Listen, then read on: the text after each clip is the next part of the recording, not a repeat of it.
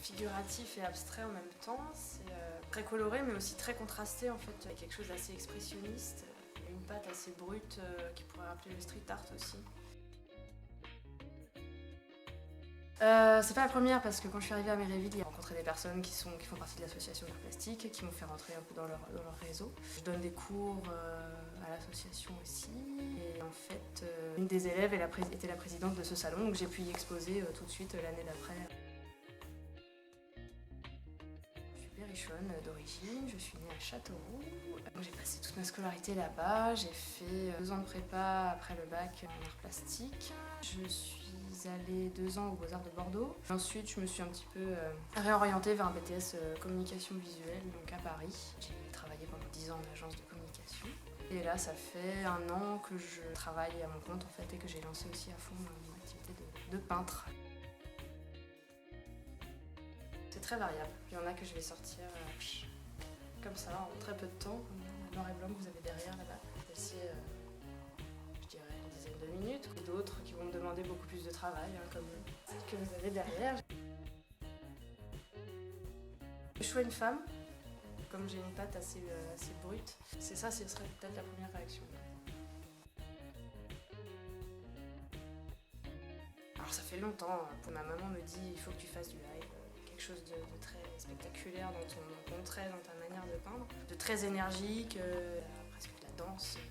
Je me baisse, je me redresse, je fais des grands gestes. Commencer avec un grand panneau comme ça lors des week-ends de l'art abordable, d'ailleurs que je refais cette année au mois de juin à Paris, à Saint-Mandé, donc avec monsieur Michel de Marmont. On m'avait proposé de faire un grand format comme ça de 2 mètres sur 2 mètres. J'ai eu une révélation là-dessus, j'adore ça. J'ai fait le premier il y a 3 ans. Aujourd'hui c'est devenu un rendez-vous. Donc, tous les 22, 3, 4 juin, je suis à Saint-Mandé et je participe donc à ce week-end du street art. Se montrer de manière authentique. Quelque chose d'authentique, ouais, c'est ça que j'aime. Parce que là je suis à nu quoi, clairement, hein. Il y a quelque chose de cet ordre-là aussi que j'aime bien dans les lives. Il y a quelque chose de vraiment... voilà, je suis à poil. Devant vous, voilà comment je fais, et c'est au risque de se tromper. C'est de ça qu'on a peur en fait. Alors oui, évidemment, j'ai très peur, mais il y a des choses qui sortent. Tous les week-ends, je viens avec la modèle pour faire avancer le tableau et il y a du monde.